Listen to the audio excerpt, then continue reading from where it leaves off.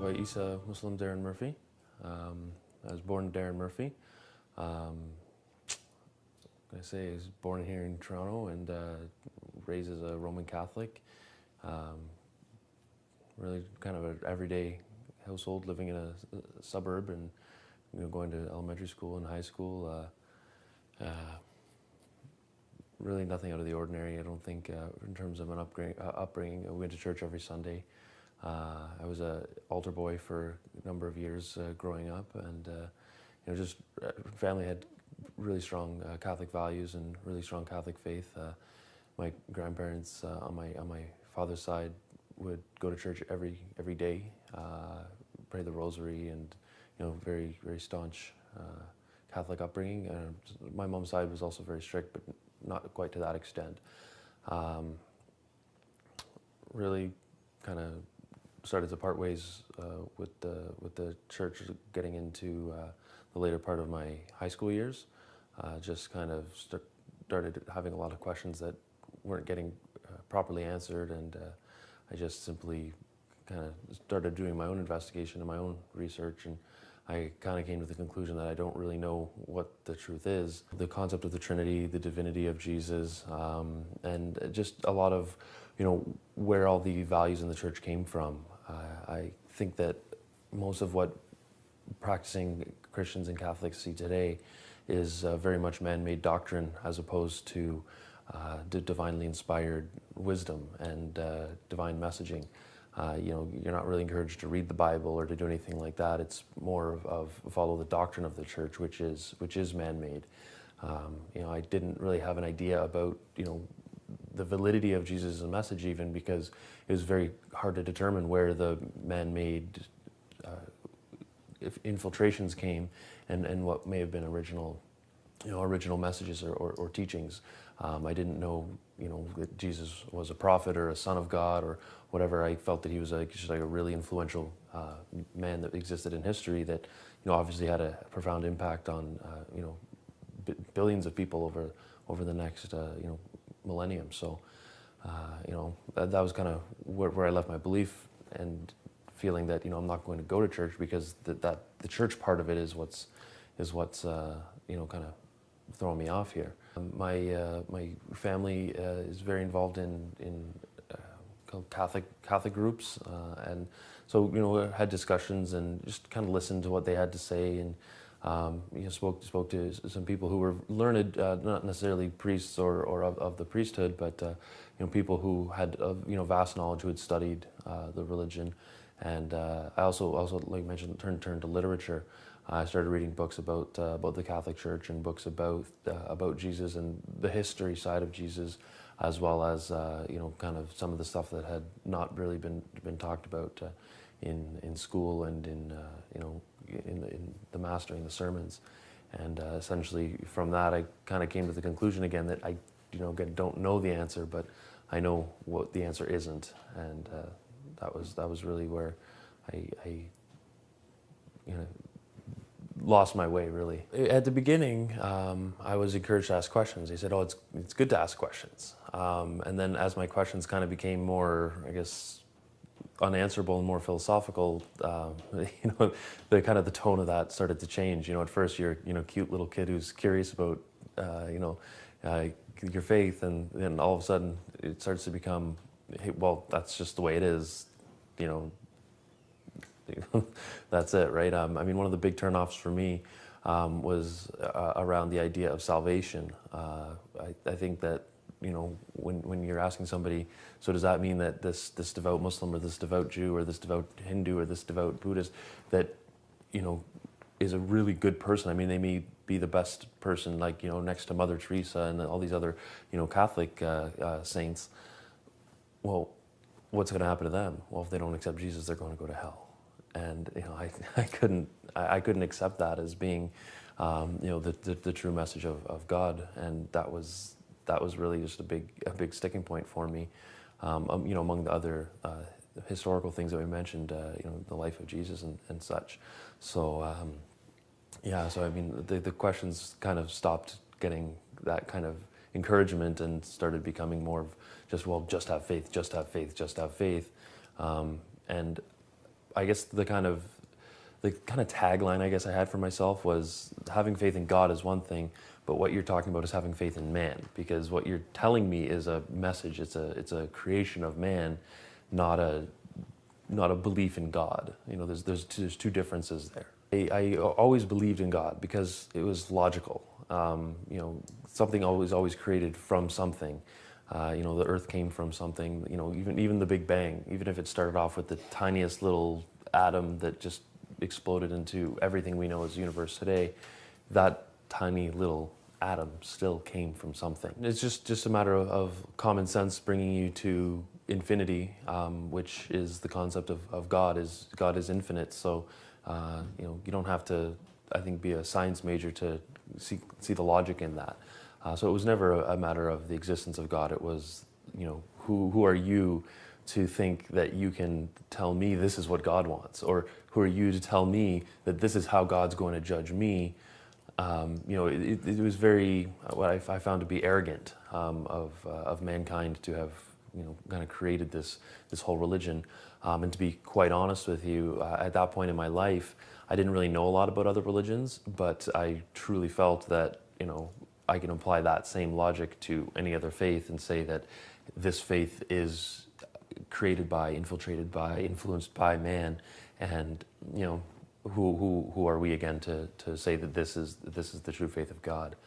I actually even made a challenge to my now wife before she was my wife that, you know, you're a very devout Muslim, but I don't know anything about your faith, but, you know, let's talk about it one day and I'll tell you what's wrong with it. And I was certainly proved wrong. I felt that the value in the church was that I had a good upbringing that instilled good values in me. So I did see benefit in it. I felt that I would want to have my kids go to a Catholic church, or Catholic school, I should say, because they would get those same value and that same quality of upbringing that I got, that I didn't feel I would have got had I been brought up in a public school system or, you know, outside the teachings of the church. It was just a matter of the necessity of going through the rituals that had been brought into the church that I felt didn't add any value to my daily life. So at the point of, you know, being a 17-year-old teenager, I mean, you know everything. So I felt, okay, great. You know, I'm glad I learned all this stuff. Morals, values, is, you know, it's awesome. Now I could just, you know, I could be my own guide, be my own kind of my own bar. You know, I figured I could draw my own line in the sand. This is what I find acceptable, and anything beyond that, I'm not going to do because, you know, I have these values, and you know, I can do this on my own. What I didn't really think about was, you know, that line in the sand, you know, how to keep that from getting washed away with the tides and redrawing that line and having it be in the same place every time. Over the next 10-year period of my life, that line in the sand, if I look back to where it started and, you know, where it ended up, I mean, it is night and day. I mean, I was doing things and, you know, living a lifestyle that I, you know, 10 years ago, I would have said, oh no, like there's no way I would do that, or there's no way I'd go down that path, or there's no way I'd act in that way, or use this language, or, you know, I just, you know, I got completely off the path. And I mean, it was people I surrounded myself with, people, you know, that I felt that I wanted to be like, you know, just setting the wrong role models. And I don't regret any of that experience because it's given me good life experience. It's given me a taste of that lifestyle. And it's made me appreciate now, you know, being able to, you know, have a path and have a goal and have a role models that are you know, much farther above and beyond what I could ever hope to be. So that's an unwavering thing. I mean, through that 10-year period of my life, I entered into a long-term relationship. I was with someone for over 7 years. And we owned a house, we had a dog, you know, I was living the American dream, I guess you could say. And I was never really convinced that this was the person for me, that this was the life that I was supposed to live on this earth. But, you know, didn't really have anything to say that it wasn't either, right? I was, you know, kind of going through life really day to day, happy one day, not happy another day. But just always trying to move forward and look forward. that relationship ended at the beginning of 2012. We went through the kind of stressful process of selling the house, dividing up everything that we had. And at that point, after just spending 7 years of my life kind of in a certain mindset, I really decided at that point in my life to open up my mind to anything and everything. And initially, I mean, that brought me to a lot of partying and a lot of just lax lifestyle, spending quite a bit of money and, just going out for the whole weekend and, being up late at night and, again, nothing that I regret, but just, definitely not something that I could have sustained long term in my life. And it's almost funny that same type of mentality of saying I'm going to do anything and try everything brought me to learn more about Islam. It kind of started off with just a couple of, say, I can't call them coincidences, but just a few instances that happened in my life. I said to a friend of mine who was getting married in Pakistan, yeah, I'll go to your wedding in Pakistan. Sure, why not? I mean, a year ago, I would have been like, oh, world travel, 18-hour flight, just, it's too much for me. But, I said, I'm going to go to Pakistan. This Pakistani coworker of mine said, let me teach you some Urdu. So I said, yeah, sure, why not? I never would have cared to learn Urdu, but I was trying everything. I had an open mind. So I said, yeah, let's learn some Urdu. So, started doing that, just, some downtime at work, and we started talking more. I was going to IKEA one day, coming out of the store, it's a big billboard outside IKEA, says, read the Quran. It's a giant billboard beside the highway. I kind of laughed at it and said to my coworker the next day at work, when we were having our little meeting for learning Urdu, I kind of joked around. I said, "What are you guys, recruiting or something? Like, what's up with this giant billboard outside IKEA?" And so it was just some kind of little things like that. And then kind of one day out of the blue, this coworker asked me if I'd ever been to a protest or a rally, and I said no, I had never had anything that I care enough to protest about. She says, "Well, would you like to attend one on Saturday?" And I was kind of like, "Well, what's it about? Like, what is this rally?" And she said, "Well, it's called Al-Quds Day." And so I said, "Okay, well, what's that?" And then she asked me if I knew about the Palestine-Israel conflict, and I said, essentially, I know the basics of it. They took this land, and nobody seems to care about what happens to these people who used to live here. But that was really all I knew about it. So I said, "Send me some more information, and I'll I'm open for anything. I'll come out and check out this rally. Sure, why not, right?" So she sends me this email one day. She's at work. I'm at home. She sends me this email. Says, check out this video.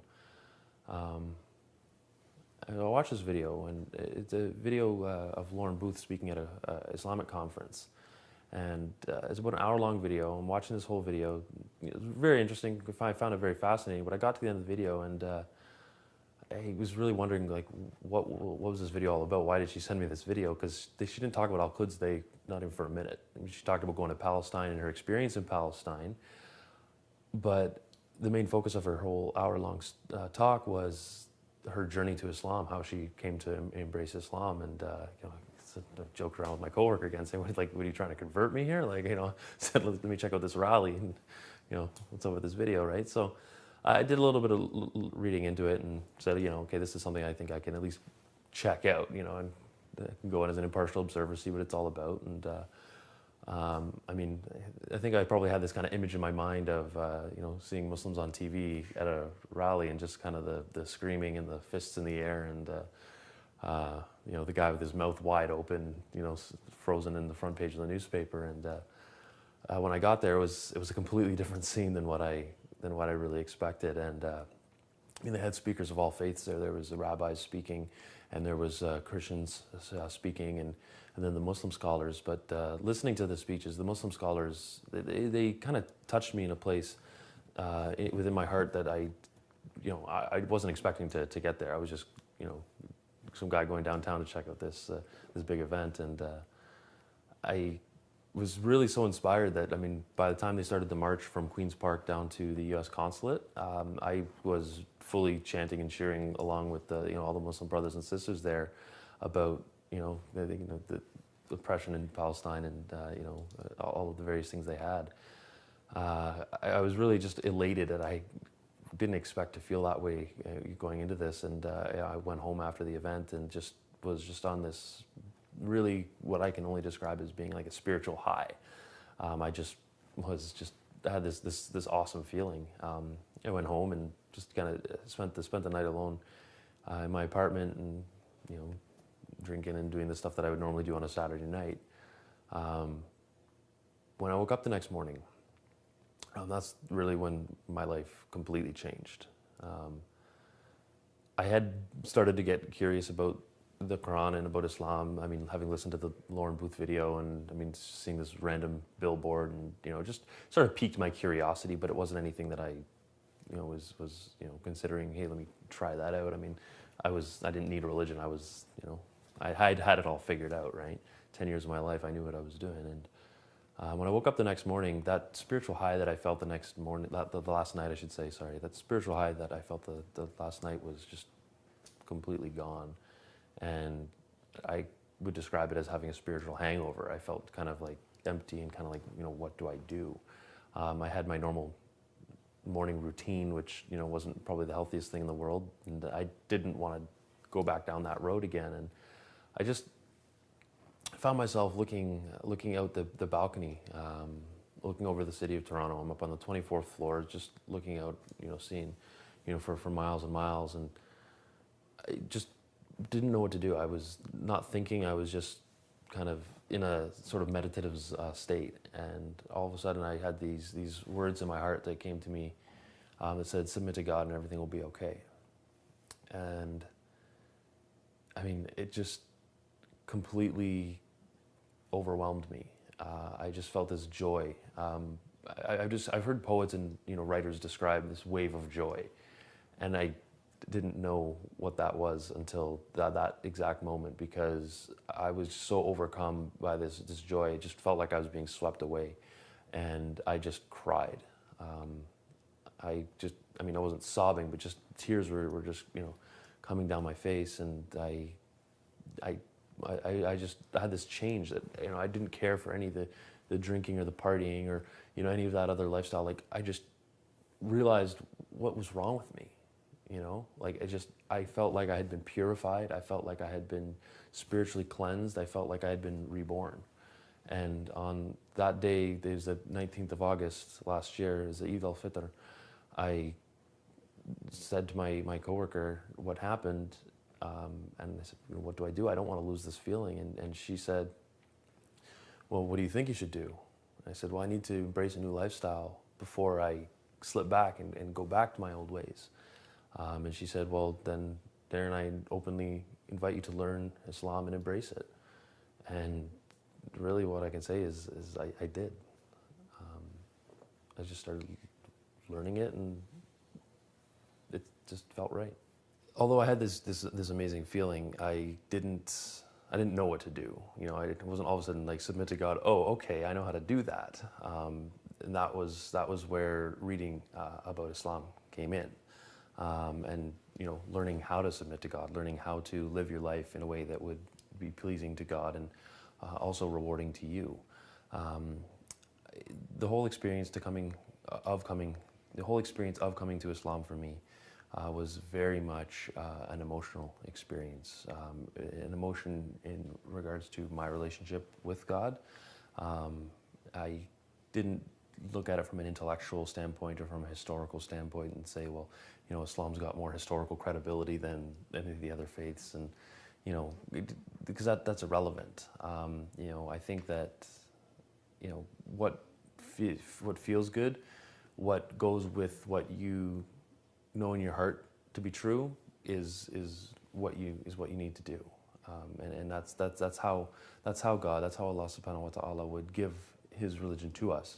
He would make us feel it. It wouldn't be, there is an intellectual side to it, of course, but it would be something that you would feel is right. When you read a hadith, when you read an interpretation, when you read somebody's essay or their paper or you listen to somebody's lecture, you don't need to have a historical background. You don't have to have, years of studying in Hausa or philosophy training, or it feels right. If it feels true, if it feels right, then go with it. And everything that I read about Islam felt right. Any of the concerns that I had previously with other faiths, specifically Christianity, in terms of the human infiltration into it, I didn't have here because it all felt true, and that was what brought me there. It was a intellectual looking, but the emotional validation is what really brought me to Islam. I spent every waking moment that I could reading different articles, reading different papers, reading books, just reading everything that I could about Islam, and finding out there's different sects of Islam and different schools of thought, and within each sect there's different ways of looking at things, and these are the different beliefs of these different schools of thought, and it could have become a little bit overwhelming had I not had a little bit of guidance in saying, okay, try looking at these resources, try looking at this. If you just Google Islam or Google, something generic like that, you're going to come up with, a whole wide range of things that you might not necessarily want to read. So, I alhamdulillah had a lot of help from my colleague pointing me in the right direction in terms of this is what you can read. I was on alislam.org, and they have just a wealth of resources there, which really helped guide me and further my understanding of it. There's the Revert Islam website that I went on to, and essentially after 9 days of intensive reading and looking at all the different aspects of it, the different beliefs. One thing that I remember sticking out for me was the whole debate between predestination, free will, and then the combination of both of them. And not a philosophy major, but I like to think of myself as a thinker, and that's what always had made sense to me. That combination. And 9 days after I had this intensely emotional experience, which made me say, okay, I want to learn about Islam. 9 days after that, I decided that I've learned enough to say that I want to consider myself as a Muslim. And I think it was about 3 a.m. in my apartment on a Tuesday night. I did my Shahada, and the next morning I woke up for the first time as a Muslim. And I remember that was a very unique feeling. I remember being in the elevator on my way down to the car in the morning to go to work, and I said it out loud for the first time, I'm a Muslim. And it just, it felt right, but it just sounded so weird. It's nothing that I never ever would have expected. In a million years. And any of my friends and family, they never would have thought either. We're talking about a 9-day period here where I was partying and calling up my buddies to go out on a Friday night, to 9 days later saying that that's not for me, and I'm a Muslim now. So I kind of kept to myself for a little while. I just kept reading. Kept learning. I was introduced to a very good friend of mine, who's now a very good friend of mine, I should say. I was introduced to him right around this time, and alhamdulillah, he helped give me a little bit more focus when it came to reading, because once you get the basics down, you then start to say, okay, what next? And then you have the same problem of there's just so much information out there, so many resources. And he used a great analogy. You want to go up the ladder one step at a time. There's no sense in reaching for the 12th rung when you're on the first. So,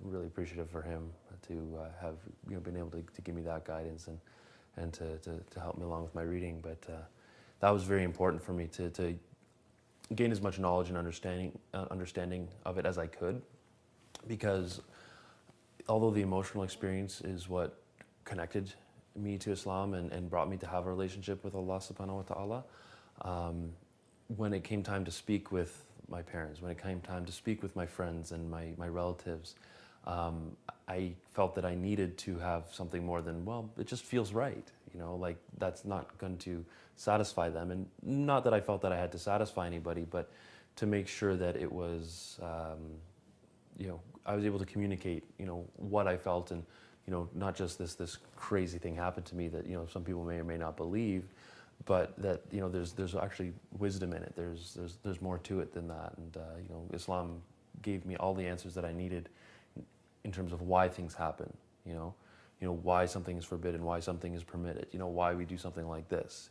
You know, everything that, you know, kind of seems mysterious about it to somebody looking in is insanely logical and just makes, you know, so much sense that, I mean, once you find out the why behind something, you really say, okay, yeah, why would anybody do this? You know, like why aren't all events segregated? Why, you know, like why don't you say, you know, don't hug my wife goodbye, don't even shake her hand, you know? I mean, just stuff like that. It just seems like so foreign, so, you know, far out there. But once you start to learn the wisdom behind it, you say, oh, hang on a second, like I know what they're talking about there, you know?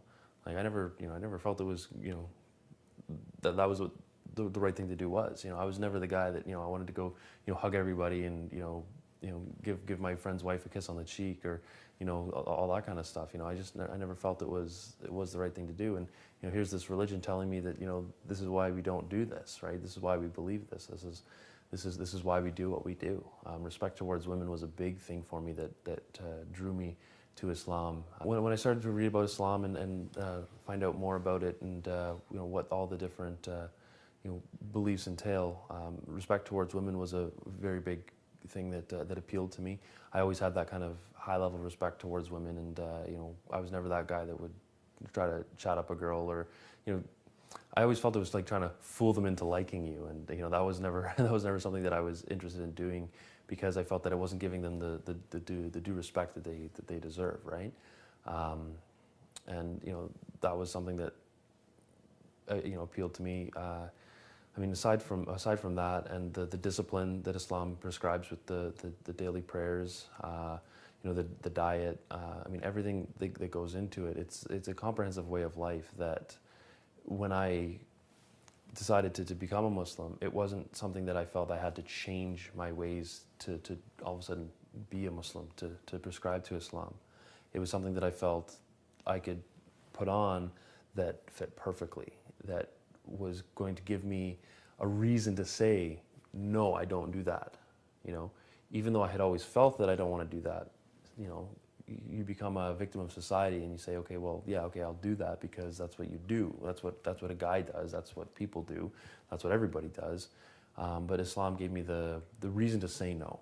You know, it fit with my viewpoints. It fit with my mentality. It fit with the way I felt about the world. And you know, it gave me the outline to live the life that I always wanted to live, that I felt that I should live, but that I had no idea how to live it. You know, it was a perfect fit.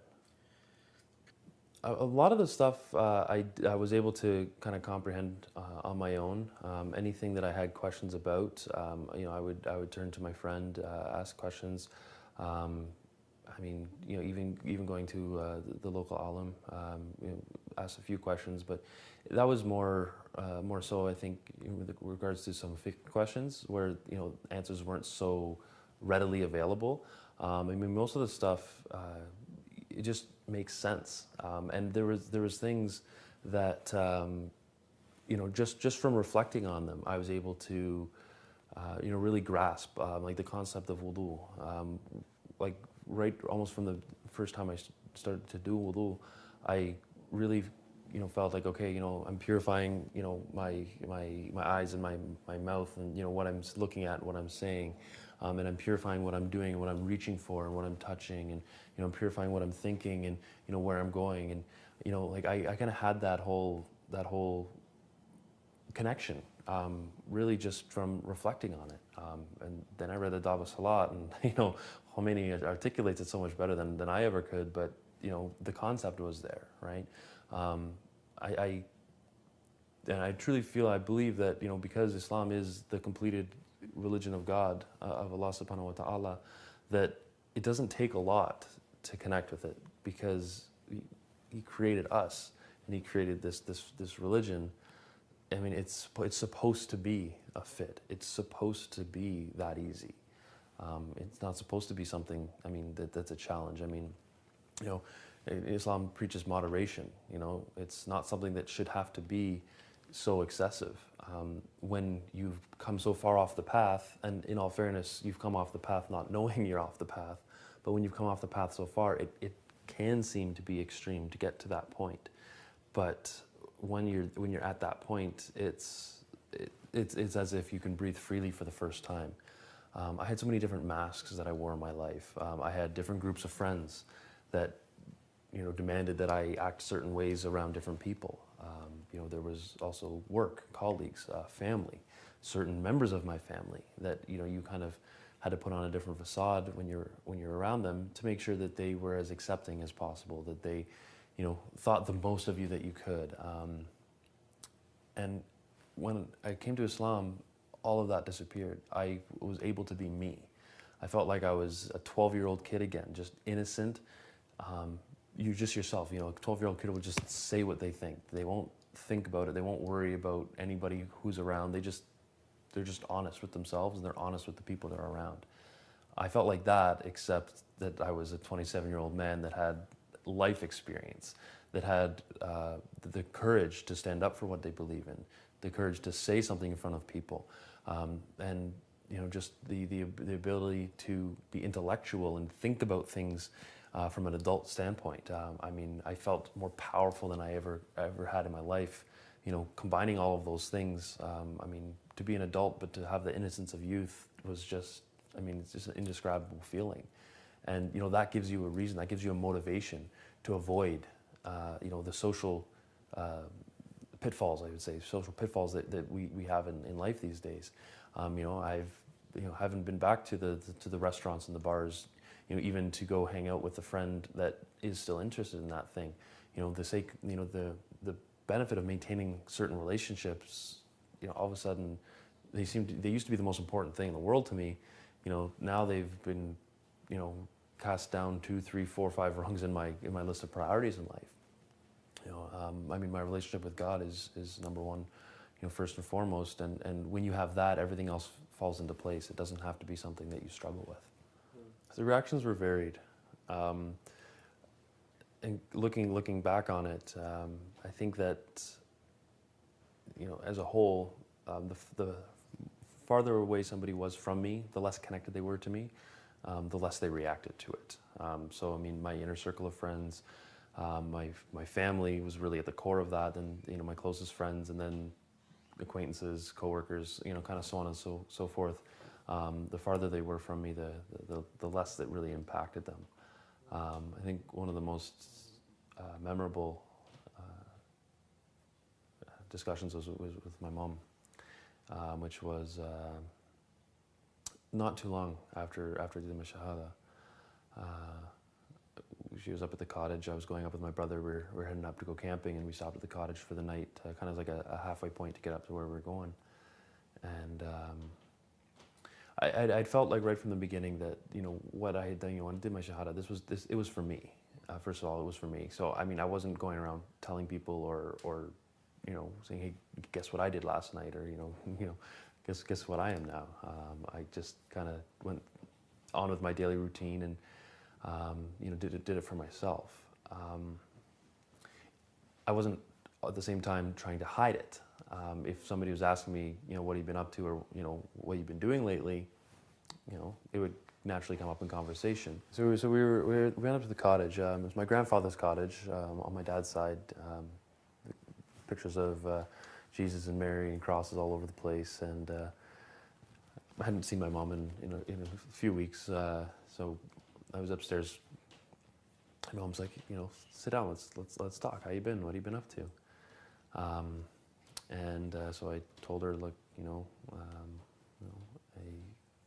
I've found my soulmate, and I've, you know, come back to God. And she started to cry. She said, you're not going to believe this, but I've been praying for that for you like all year. And and she was just so happy. And so I was just kind of sitting there on the bed casually, and she says, "So are you going to start coming back to church?" And I said, "Well, no." And she says, "Well, what do you mean, no?" I said, "Well, I haven't gone back to the church." I said, "I found God." And she's like, "Okay, so are you going to go to another church, or?" And I said, "Well, no." I said, "Mom, I embrace Islam." And her ear-to-ear grin immediately left her face. And just like, see in her eyes, it looked like somebody just punched her right in the stomach, and she just kind of lost all of that happiness that she had at the moment. And I think the first thing she said was, "Oh my God, Darren, have you been brainwashed?" And I kind of laughed and said, "No." And she said, "But what about 9/11?"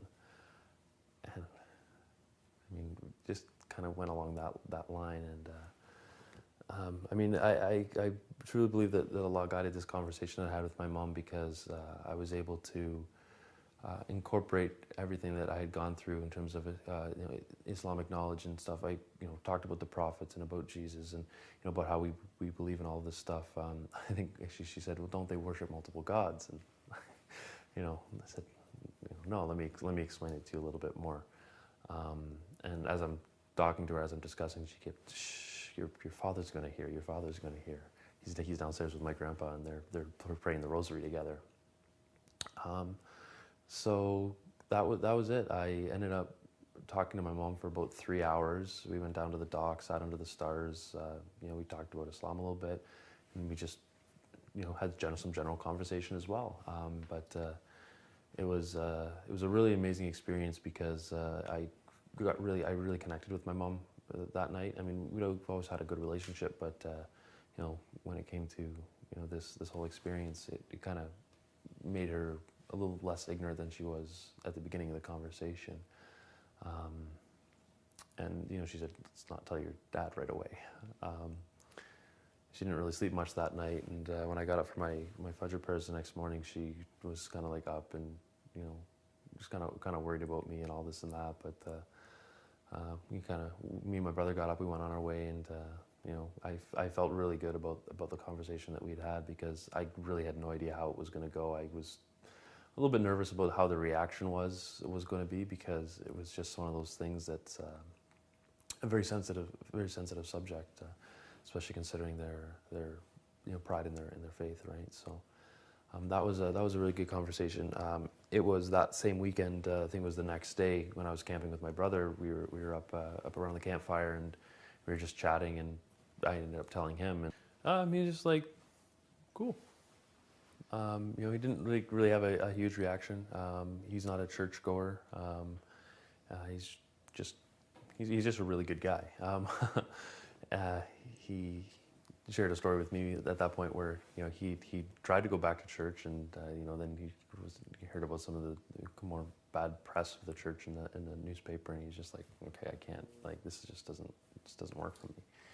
So we just kind of talked about it a little bit, and he kind of learned a little bit about it, and I was actually surprised at how much he already knew. He knew about halal and all that kind of stuff, and so it was just a very general conversation. And I mean, we pretty much carried on with our weekend like we would have any other time, fishing and campfire and eating and all that kind of stuff, and that was it.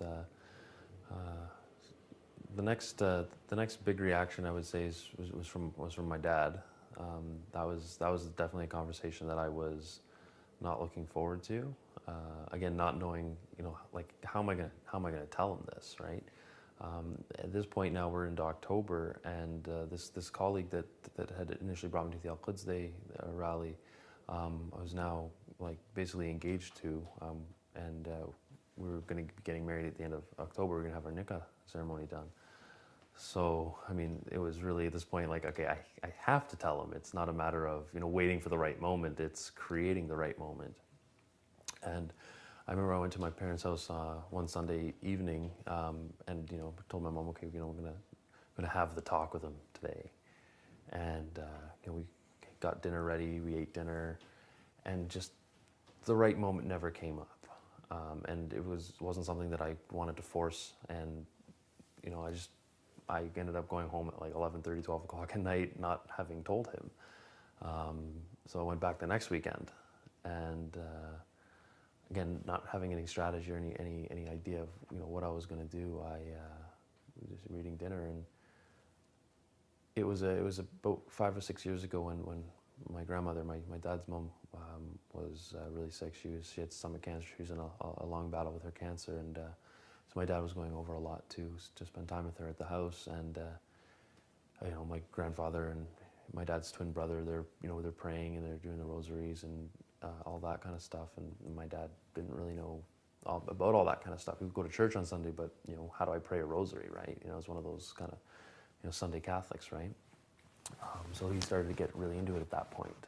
And so what I did was, I mean, it just came to me. I mean, I didn't plan this. I mean, Allah gave me this kind of approach. I just asked him. I said, "Hey, Dad, you know what?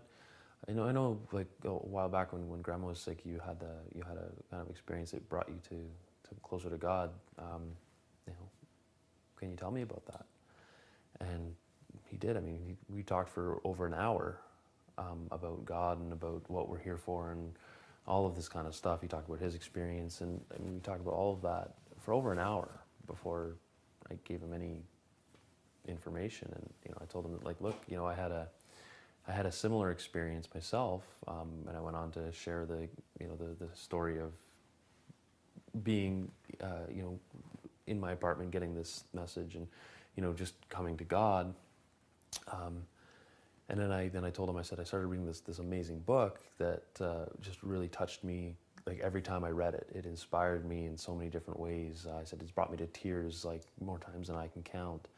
And I put out this little notebook that I had where I had some short surah from the Quran in there. I had written them down actually when I went camping, so I could pray. At the time I went camping, I was like, you know, less than 2 weeks. No, I was less than a week praying when I went up to the camping trip, and so I was just reading the surahs off out of this little notebook that I had. So I started reading these surah to him, and then I came to the one, you know, to me my religion, to you your religion, and my dad says, "What book is this?" Like, and as I reached into my bag and I pulled out the copy of the Quran and I put it on the table and I slid it over to him.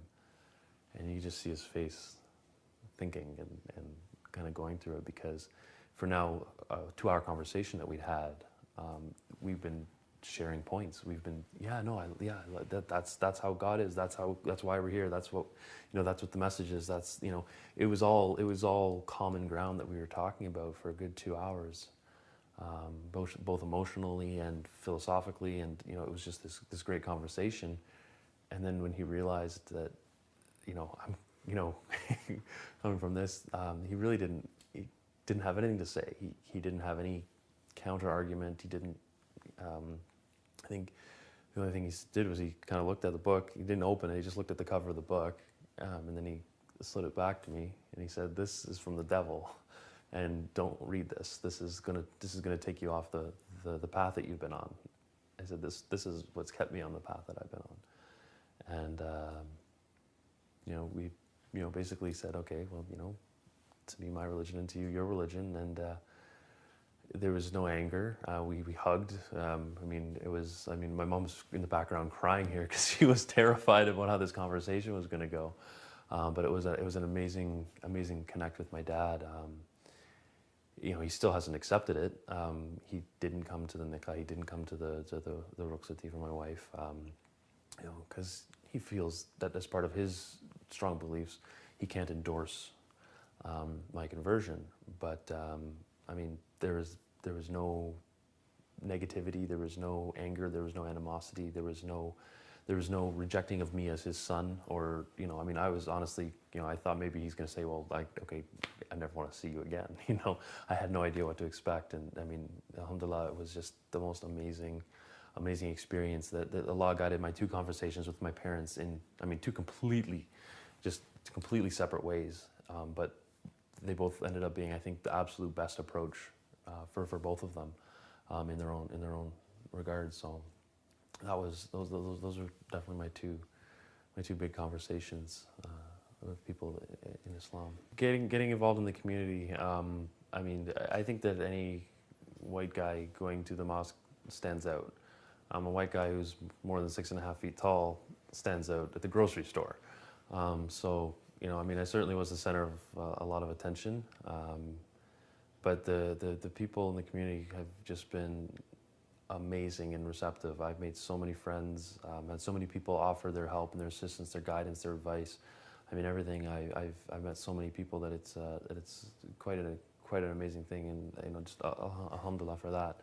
My wife's family was very open, very receptive. You know, there was a little bit, just a very short period of time where there was a little bit of just getting to know each other a little bit more, because there's that cultural difference, and just being able to accept that, you know, okay, my daughter is going to marry somebody outside of the culture, which was a little bit of something that I don't think they expected, but you know, they accepted me essentially right from the beginning, which alhamdulillah made things a lot easier for us. I mean, the fact that, you know, I converted in August, met her parents in September, and we got married in October. I mean, you know, I mean, how could you really, you know, ask God for any more than that? I mean, it's got to be some sort of record or something like that. I've participated in outreach programs that have been organized through various organizations at the masjid. So yes, they do it, but no, in the sense that I think that the best way to reach out to people is through your akhlaq and through the way that you act. I mean, you know, we're not out there, you know, to, you know, throw Qurans at people or to tell people to read the Quran. You know, those things may intrigue somebody's thoughts, but, you know, again, I feel that based on my experience, the way to get somebody, the way to appeal to somebody is through their heart, through their emotion. You know, so, you know, to tell somebody to, you know, to read this, if they're not ready to read it, it's not going to make any sense to them. It's not going to speak to them. You know, your heart has to be open, you know, before you can have that intellectual connect. And you know, we do what we can, I think. There's always room for improvement, but you have to balance that with, you know, is the world ready to hear the message, right? So do we do enough? You know, maybe not, but are we doing stuff? Definitely. And, you know, are we going to continue to do stuff? Yes. And do I want to be a part of that? You know, inshallah, absolutely. I'd like to be as big a part of that as I can, because one thing that really hit close to home for me was, you know, out of the, you know, huge circle of friends that I built up, you know, throughout my life, why me? You know, why did God bring me back to this path? Why did God, I felt, you know, save my soul from, you know, the life that I was living? And I really decided, well, not necessarily that I decided, but I really came to the realization that, you know, He didn't do this just for me. You know, I'm going to be, inshallah, an instrument, you know, that Allah can use to reach out to other people. You know, I think that a lot of people, you know, in my circle, having seen the transformation that I've gone through, you know, have, you know, kind of questioned, like, you know, what's up, right?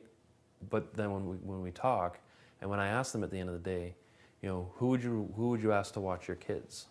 Old Darren or new Darren? They say, well, when you put it like that, I'd rather have new Darren watch my kids, right? So I say, well, so isn't that the way that, you know, you would encourage somebody to live their life? Isn't that the way that you would want to live their life? And, you know, I haven't heard a valid argument against that. You know, so, you know, that's what I want to do. I want to be a part of the dawah. I want to be a part of the outreach. And, you know, I think, you know, being I guess I'd say I'm a visible minority in Islam, you know, that could be to my benefit. Submit to God and everything will be okay.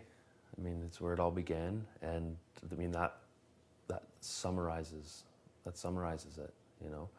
I mean, I've turned to the Quran many times, you know, to just, you know, open up a random page and read, and it's always made me feel better, right? I mean, there's not one specific thing that I turn to, but you know, the book, it's really a miracle. I mean, the miracle is the book. It's just the most amazing thing. that you could ever read, and just how it speaks to you on so many different levels. I mean, I was one of the first things I started doing, and alhamdulillah, I finished reading the Quran in its entirety within the first 3 months or so, 3 to 4 months. I read the whole thing from cover to cover just because of how powerful it was. When I started off, I just open it randomly and read, and I mean, I'm telling you, like every day I cried reading that book because it was just so powerful. And I said, okay, at some point I said, I'm not going to just do this randomly anymore. I want to read it all, and it's just was just one of the most amazing experiences in my life.